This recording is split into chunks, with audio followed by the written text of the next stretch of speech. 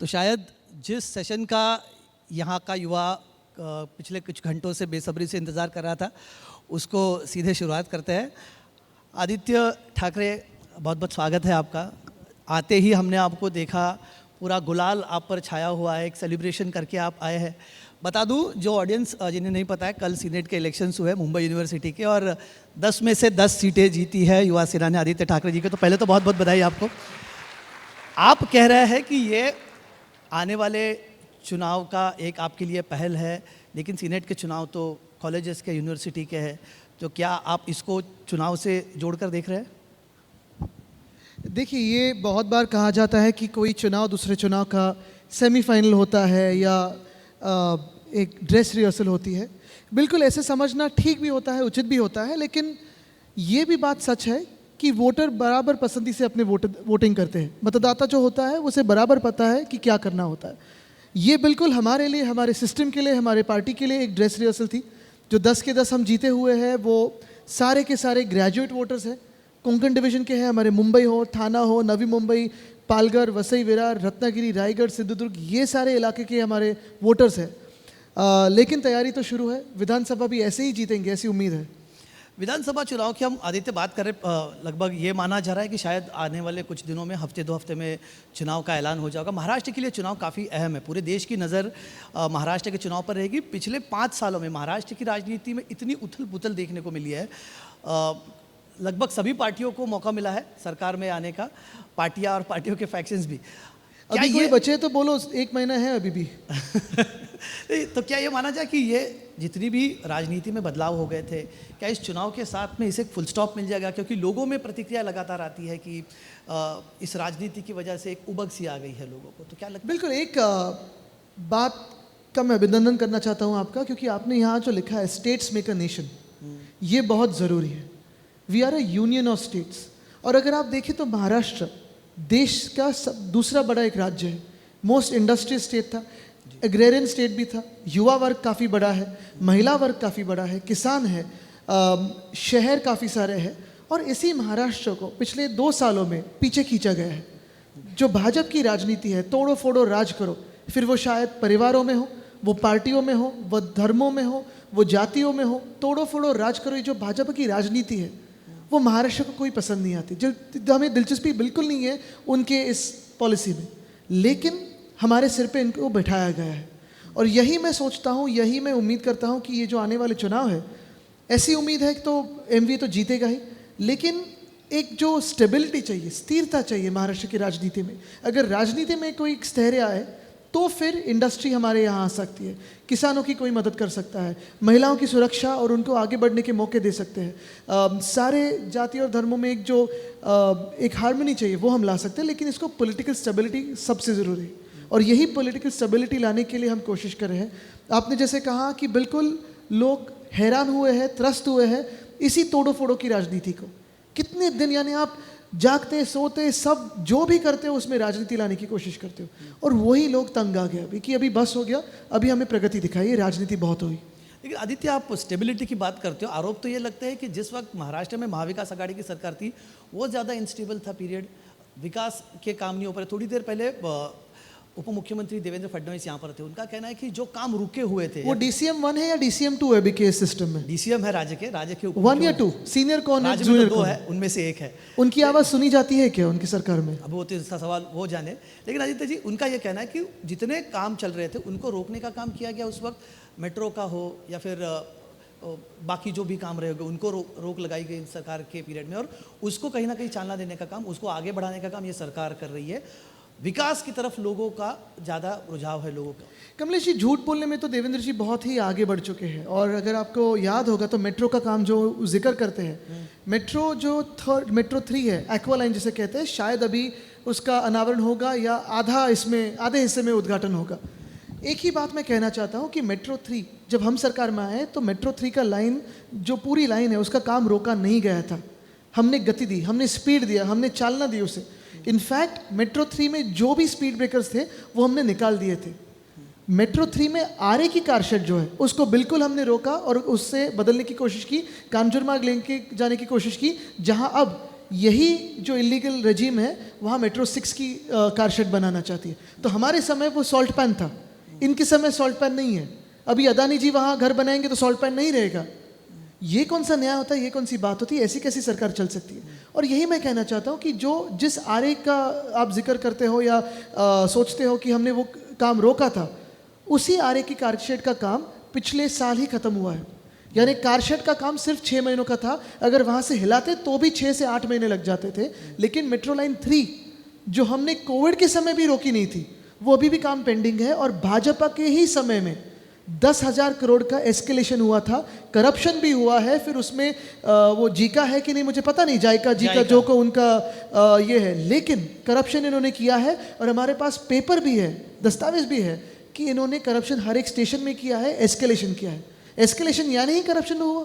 और जिस प्रोजेक्ट को मिंदे जी ने हाथ लगाया है उसे एक तो स्लो डाउन किया गया है, नहीं तो एस्केलेशन किया है। जैसे मेट्रो 3 का है, वैसे ही बात आती है जो मुंबई ट्रांस हार्बर लिंक, जिसे अटल सेतु करके इन्होंने ब्रांडिंग किया है। काम हमारे वक्त में शुरू हुआ, हमारे ही वक्त में, जब तक हमारी सरकार गिरी नहीं थी 82% उसका काम पूरा हुआ था। और वहाँ से लेके जून 2022 से लेके 2022 से लेके अभी तक 24 तक, जनवरी 2024 तक उनको जो काम बचा हुआ था वो 2 साल लगे। कैसी इतनी दो सरकार चल सकती है? उसका काम एक्चुअली, उसका उद्घाटन जो होना चाहिए था वो अक्टूबर में होना चाहिए था। कोस्टल रोड देखिए, अगर हमारी सरकार होती तो हम उसका अनावरण तो दिसंबर 2023 में कर देते। अभी तक पूरा नहीं हुआ है कोस्टल रोड से, लेकिन एस्केलेशन होते जा रहा है। तो ये इनकी सरकार जो है, शुरू हुआ है पार्ट में आधा किलोमीटर कहीं वो बैंक जैसे खुलता है 9 बजे से लेकर 5 बजे तक। कोई ऐसे प्रोग्राम चलाता है, कोई ऐसे प्रोजेक्ट चलाता है? और फिर नेशनल हाईवेज की हालत देखिए, गडकरी साहब कहते रहते हैं हमारे चैनल्स पे आके कि 5 मिनट में हम 5 किलोमीटर बना देते हैं, इथेनॉल पे ऐसे होगा और ये वो बताते रहते हैं। मुंबई गोवा हाईवे देखिए, मुंबई नासिक हाईवे देखिए, मुंबई अहमदाबाद हाईवे देखिए, मुंबई दिल्ली हाईवे देखिए, सारे के सारे जो नेशनल हाईवे है महाराष्ट्र में एक से दूसरा ज़्यादा खराब लग रहा है। क्यों? तो ये जो बीजेपी की बातें होती है, झूठी बातें होती है, वो अच्छे दिन जैसी होती है, सिर्फ होर्डिंग पे दिखती है, लेकिन आपके हाथ में कुछ नहीं आता। आदित्य जी, सत्ता पक्ष और जो मैं तो चैलेंज देता हूँ, मैं ये चैलेंज हर कॉन्क्लेव में देते आया हूँ। मैं तो चैलेंज देता हूँ, चलो हर एक प्रोजेक्ट के बारे में बात करते हैं, उनके ऑफिसर सामने लाइए, क्योंकि मंत्री लोग तो डरते हैं मुझसे, ऑफिसर सामने लाइए, उनसे मैं बात करूंगा। लेकिन हर एक ऑफिसर ने जो भी एस्केलेशन किया है और पैसा निकाला है उसी के बारे में बोलूंगा।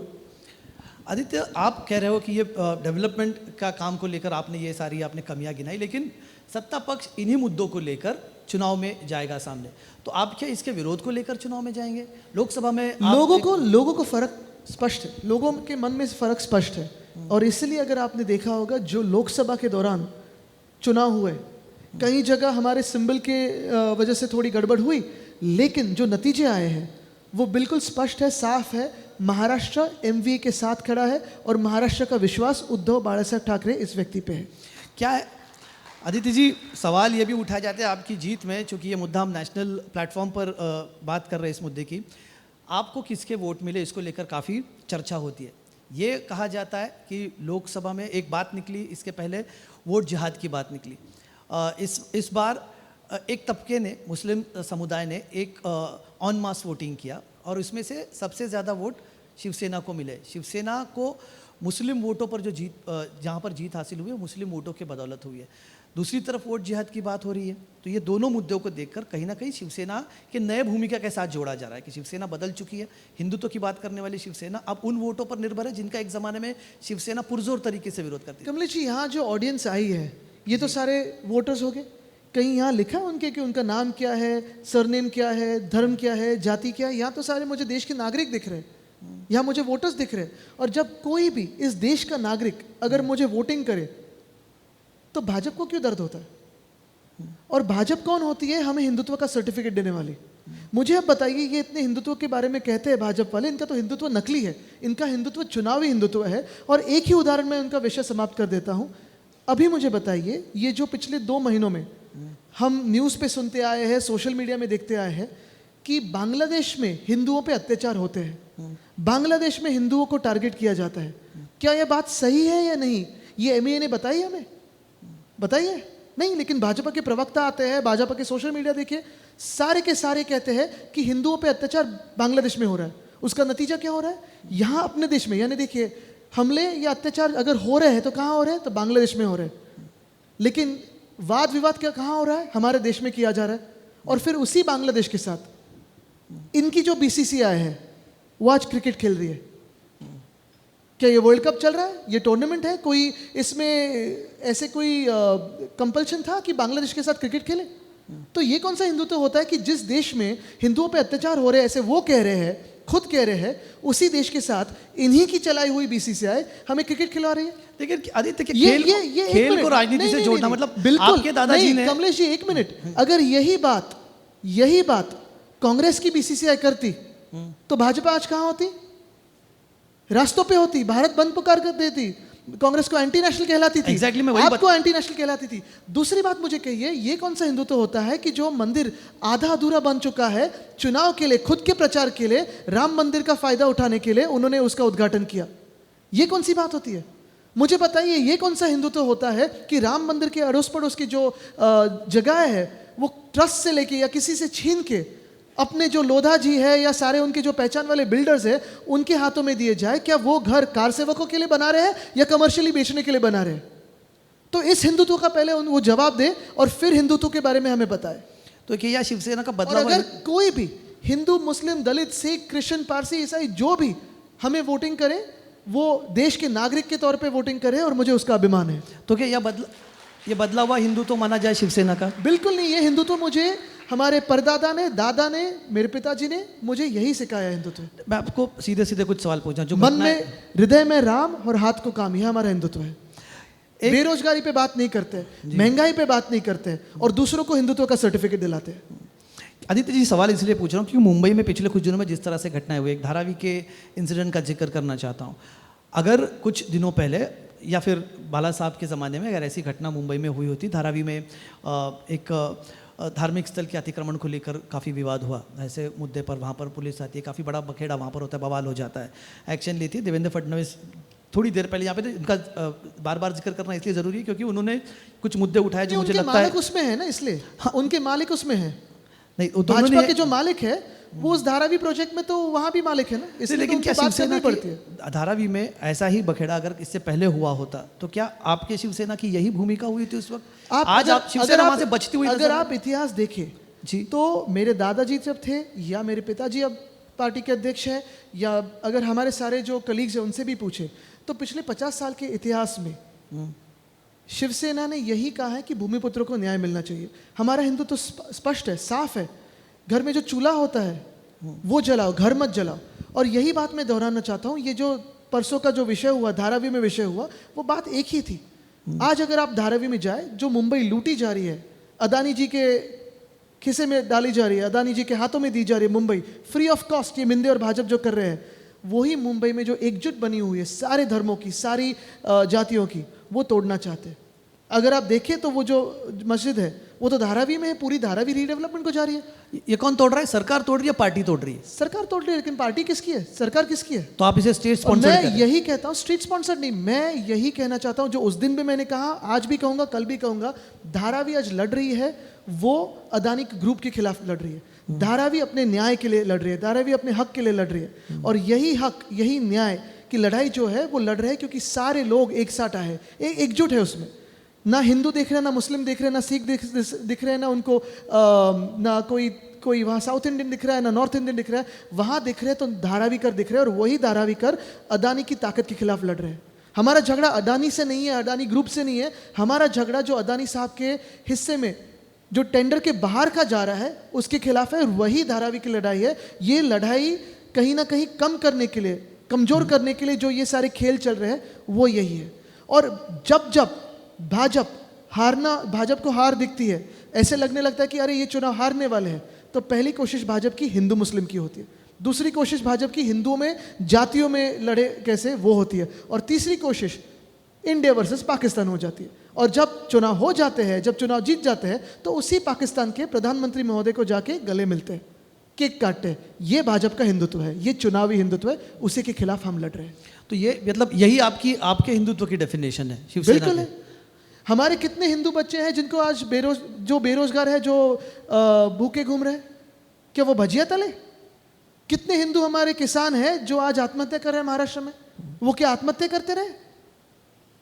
यही बात है ना कि हिंदू हो, मुस्लिम हो, सिख हो, ईसाई हो, जो भी हो, उसको पहला फर्ज बनता है सरकार का धर्म यही है कि जो भी हो, जो भी आपके देश का नागरिक हो, उसको अन्न दो, वस्त्र दो, निवारा दो। लेकिन ये नहीं करते। भाजपा को लगता है कि पहला फर्ज बनता है कि लड़ाओ दोनों को बीच में, तोड़ो फोड़ो, राजनीति करो, जीतो। यही भाजपा की जो राजनीति है उसके के हम खिलाफ है।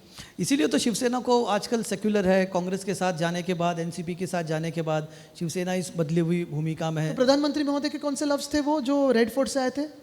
सेक्युलर सिविल कोड ही तो थे ना। प्रधानमंत्री महोदय भी वही कह रहे थे।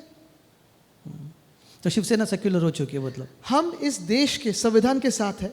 हम हिंदुत्ववादी बिल्कुल है, लेकिन हमारा हिंदुत्व ये असली हिंदुत्व है। भाजपा का जो नकली और चुनावी भाजपा का हिंदुत्व है वो हमारा हिंदुत्व नहीं है। आपके संविधान के प्रति प्रेम को तो वो कहते हैं कि ये फेक नैरेटिव है, कि जो संविधान की बात आप अभी कर रहे थे, संविधान का मुद्दा निकला था, भाजपा कह रही है, शिवसेना शिंदे नहीं, कह चलो रही है। कमलेश जी यही बात करते हैं।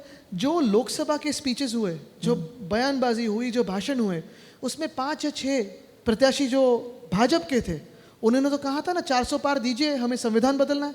महाराष्ट्र में पंकजा दाई ने कहा था। क्या वो छोटी नेता है?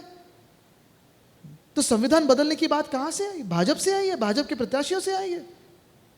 उनसे पूछिए, क्योंकि संविधान के तरफ, संविधान के प्रति उनका जो नफरत है वो जाहिर है। लोकतंत्र के प्रति उनका जो नफरत है, उनकी जो नफरत है मन में, वो जाहिर है। उनको खुद का जो बीजेपी का संविधान है वो देश का संविधान बनाना है, और हम उन्हें बनाने नहीं देंगे। तो आने वाले दिनों में आदित्य जी, क्या चुनाव में इस बार फिर से संविधान का मुद्दा लेकर जाएंगे? कहा जा रहा है कि वो तो ट्राइड एंड टेस्टेड है, इस बार चलेगा नहीं। ये नैरेटिव नहीं था। अगर नैरेटिव होता, ये अच्छे दिन मुद्दा है। चलिए नैरेटिव की बात नहीं, नहीं, नहीं, क्या ये मुद्दा है? मैं यही कहना चाहता हूँ, ये अगर अच्छे दिन जैसे टैगलाइन होती है ना, तो फिर हमें लगता नहीं ये तो ट्राइड एंड टेस्टेड है, अभी दूसरा कुछ करो, 1500 के बारे में बात करो, क्योंकि 15 लाख के बारे में बात हो गई, भूल गए लोग, अभी 1500 के बारे में बात करते हैं। ये ऐसे नहीं है, चुनावी मुद्दा नहीं है, ये सच बात है। अगर आप देखें तो महाराष्ट्र से ही लोकतंत्र खत्म होने की बात हो रही है। महाराष्ट्र में ही संविधान को बाजू में रखा गया है। 2 साल पहले जो हुआ, जो मिंदे भाग के गए, जो डरपोक 40 चोर भाग के गए, वो भाग के गए क्योंकि उनको भाजपा ने आश्रय दिया, और आसरा देते हुए वो कहा कि जो भी हो आपको कुछ नहीं होने देंगे। आज भी हमारी केस तो चल रही है सुप्रीम कोर्ट में, लड़ रहे हैं हम, लेकिन यही संविधान को बाजू में करते हुए उन्होंने आज सरकार हमारे सर पे बिठाई हुई है। अगर संविधान से चलते तो ये 40 चोर आज बाद हो जाते। अगर संविधान से चलते तो ये 40 लोगों को चुनाव में जाना पड़ता, लेकिन नहीं हुआ वो।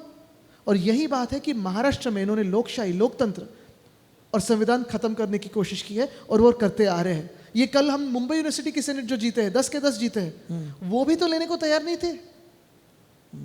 कितने डरोगे आप? कितना मन में डर है? डर अच्छा है, हमारे बारे में आपके मन में डर होना भी चाहिए, भाजपा के मन में, लेकिन कितना डरते रहोगे? आपके बड़े नेता आते हैं और क्या कहते हैं? उद्धव ठाकरे को खत्म करो, शरद पवार जी को खत्म करो। क्यों? ये खत्म करने की बात कब आई हमारे राजनीति में, हमारे लोकतंत्र में कब आई? ऐसे कभी मैंने माहौल देखा नहीं था। और ये महाराष्ट्र का संस्कार भी नहीं है, महाराष्ट्र का कल्चर भी नहीं है। आप 1500 रुपये का जिक्र अभी आपने किया, लाडली बहना स्कीम, जैसे लाड़की बहन महाराष्ट्र में जिसे कहा जा रहा है, उसको माना जा रहा है या फिर सरकार पिच कर रही है कि it is going to be a game changer. Maharashtra में महिलाओं का सक्षमीकरण है, उनका कहना है कि इकोनॉमी का सक्षमीकरण हम लोग कर रहे हैं।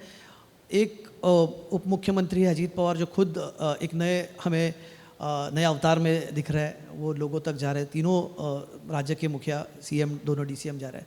आपकी इस पर क्या राय है? क्या महिलाओं के, उनका ये कहना है कि महिला सक्षमीकरण का आप विरोध कर रहे हैं? नहीं, पहले स्कीम का नाम तो तय करे। कोई मुख्यमंत्री लाड़की बहन लगाता है, कोई नहीं लगाता है, कोई देवा बहू कहता है, कोई पिंक कर देता है होर्डिंग। पहले स्कीम का नाम, कलर क्या है ये तो तय करे। दूसरी बात है कि ये जादूगर बहुत बढ़िया है। जादूगर? बिल्कुल। कौन जादूगर? ये भाजपा और मिंदे। अच्छा। 2014 में 15 लाख के बारे में बात कर रहे थे, अभी कितने शून्य निकाल के दे रहे? 1500 दे रहे। तो 15 लाख जिसको मिलने वाले थे उसको 1500 दे रहे हाथों में। कल अगर इनकी सरकार वापस बैठने हम देंगे नहीं, लेकिन अगर हुई तो 150 रुपये आपके हाथों में मिलेंगे, क्योंकि इनको शर्म नहीं है, ना कोई इनमें जिद है लड़ने की, ना क्षमता है। यही बात मैं कहना चाहता हूँ कि ये झूठ बोलने में काफ़ी आगे भागते रहते हैं, ये इनको शर्म नहीं है। और यही बात है कि इनको सिर्फ सत्ता हासिल करनी है। अगर हमारी सरकार बैठेगी वापस, और बैठेगी ही, ये मुझे विश्वास है, तो हम लाड़की बहन के साथ साथ सुरक्षित बहन भी वापस लाएंगे। हमारा जो कानून था, शक्ति कानून, 2021 में पारित हुए था, 21 से लेकर अभी तक राष्ट्रपति महोदया के पास प्रलंबित है। क्यों? फिर बदलापुर जैसे कभी कुछ होता है, कभी उनके ही वामन मात्रे एक पत्रकार को पूछते हैं कि क्या तुम्हारा रेप हुआ है, लेकिन उसको अभी तक अरेस्ट नहीं हुए। जिसको पूछा गया उसी पत्रकार को एफआईआर डाल दिया गया, उसको कभी भी उठा सकते, जेल में डाल सकते। तो ये जो उनका दोगलापन है ना, वो लोगों के सामने आ रहा है और इन पे विश्वास नहीं है। मध्य प्रदेश में चल गई क्योंकि शिवराज जी का चेहरा एक विश्वासु चेहरा है, लेकिन यहाँ वो चलेगा नहीं। चूंकि बदलापुर का जिक्र निकला है, बदलापुर के मुख्य आरोपी की जिस तरह से मौत हुई उसको लेकर काफ़ी सवाल खड़े हो गए। कोर्ट ने भी इसको लेकर सवाल उठाया। कोर्ट का कहना है कि किस तरह से मौत हुई है, ये होना गलत है। कुछ लोग इसे कह रहे हैं कि सरकार, एक तरह से किसी ने कहा है कि ये नेचर्स जस्टिस है, पोइटिक जस्टिस है, और कुछ लोग का ये कहना है कि इस तरह के घिनौने जो क्राइम्स होते हैं उनके साथ इसी तरह से डील करना चाहिए। आदित्य, आप युवाओं से डील करते हो, आप युवाओं की संगठन के मुखिया हो, युवाओं में भी इसको लेकर काफ़ी एंगर था और कुछ लोगों ने कहा कि ठीक है, हुआ तो हुआ, उसमें गलत क्या है, उसका विरोध किस बात का? नहीं, देखिए, युवाओं में बात साफ है, जस्टिस तो होना चाहिए, न्याय तो होना चाहिए। जो भी इसमें गलत होगा, जिसने भी अत्याचार किया होगा, जिसने भी बलात्कार किया होगा, और किसी भी केस में हो, मैं तो पहले से ही कहता आया हूँ कि रेप को टेरर चार्जेस जैसे ही ट्रीट करो, टेररिस्ट जैसे ही ट्रीट करो। फिर वो बिल्किस बानो का रेपिस्ट हो जिसको भाजपा उसकी आरती करती है, या फिर ये जिसने गलत तरीके से छुआ। कई बार हम ये भी सेल्फ डिफेंस क्लासेस में बताते रहते हैं गुड टच बैड टच, और मैं यही कहता हूँ ये गुड टच बैड टच एक चीज़ है, लेकिन किसी ने किसी को टच भी नहीं करना चाहिए, टच करने का कोई लेना देना भी नहीं होना चाहिए। लेकिन अगर ये आरोपी सच में आरोपी था तो क्या छुपाया जा रहा है? क्योंकि उसके बाद जो दूसरे दिन न्यूज़ में बहुत सारी चीज़ें आई कि वहाँ से कुछ चाइल्ड ट्रैफिकिंग की बातें हुई है स्कूल से, ऐसे मैंने सुना है। वो जो आपटे करके जो बीजेपी का ही कोई ट्रस्टी है, वो कहाँ छुपा हुआ है? अगर कुछ उसने गलत किया नहीं होगा तो आइए प्रेस के सामने आइए, जाइए पुलिस में जाइए। क्या डर है आपके मन में अगर आपने कुछ गलत कुछ नहीं किया हो? क्या ये किसी को बचाने के लिए इसको मारा गया? क्या ये सही में आरोपी था? हम न्याय किसे कहते हैं कि अगर आरोपी को पकड़ा जाए, आप ये कह रहे हैं कि वो आरोपी नहीं था, ये क्योंकि नहीं, आपने मैं इसी पे आ रहा हूँ, अहम बात कही है। नहीं कमलेश, इसी पे आ रहा हूँ। मैं यही कहना चाहता हूँ कि ये क्या उस बीजेपी के ट्रस्टी को बचाने के लिए किसी को बीच में बकरा लाया गया था या सच में आरोपी था? ये कोर्ट ही बता सकता है, जो न्याय के देवता है वो ही बता सकते हैं।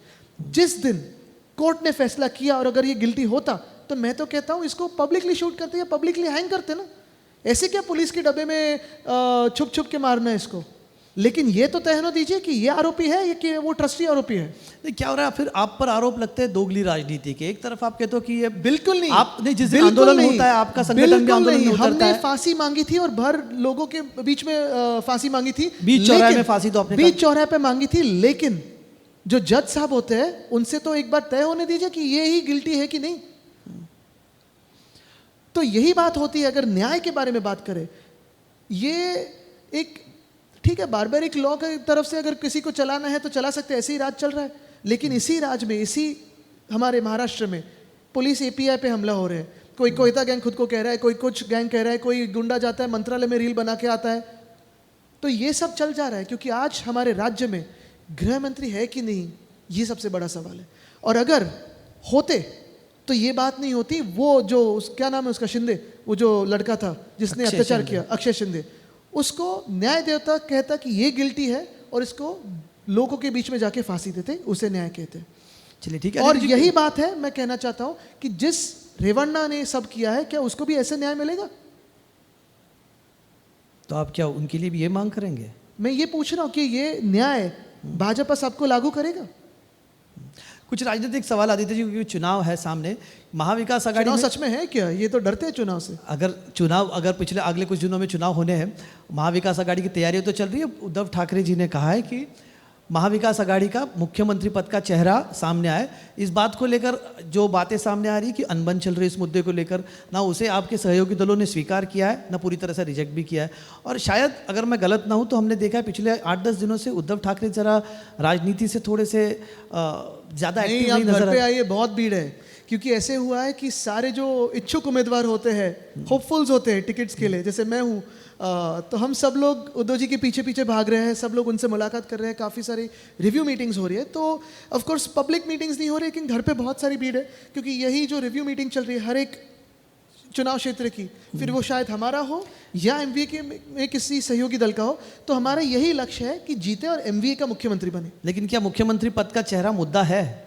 मुझे लगता है मुख्यमंत्री पद का चेहरा बिल्कुल मुद्दा है कि महाराष्ट्र के हित के बारे में सोचने वाला मुख्यमंत्री हो, महाराष्ट्र को आगे लेके जाने वाला मुख्यमंत्री हो। जैसे इस भाजपा ने हमें महाराष्ट्र लूटने वाला एक गद्दार मुख्यमंत्री दिया है, वैसे कोई ना हो। लेकिन कौन सा चेहरा है आपके मायने में? एमवीए में कौन सा चेहरा है जो मुख्यमंत्री पद? आप देखोगे जब हम जीतेंगे तब बिल्कुल एमवीए जो महाराष्ट्र को सक्षम करेगा, महाराष्ट्र की ताकत बढ़ाएगा और महाराष्ट्र को आगे लेके जाएगा, ऐसे मुख्यमंत्री का चेहरा आ गया। क्या उद्धव ठाकरे फिर से बनना चाहेंगे या फिर आप बनना चाहेंगे बड़ी जिम्मेदारी के तौर पर? ये मुझे लगता है हर कोई जो सोचता है कि मुझे बनना है कभी नहीं बनता है, और इसलिए मैंने बचपन से यही सोचा कि कभी वो मन में रखिए मत। लेकिन एक बात स्पष्ट है कि हमारा जो एम है, जो हमारा एक हम सोच रहे हैं कि यही एजेंडा है कि महाराष्ट्र को आगे कैसे लेके जाए, वही सोच रहे हैं। ये पद के बारे में नहीं है, ना पर्सनल एम्बिशन के बारे में है, जो भाजपा के मन में है। चलिए ठीक है, बहुत बहुत शुक्रिया आदित्य जी, बहुत सारे धन्यवाद, सही सवालों के आपने हमें जवाब दिया और आज इस जी न्यूज़ के एक भारत श्रेष्ठ भारत कॉन्क्लेव में आप आए, आपका बहुत बहुत शुक्रिया। थैंक यू, धन्यवाद।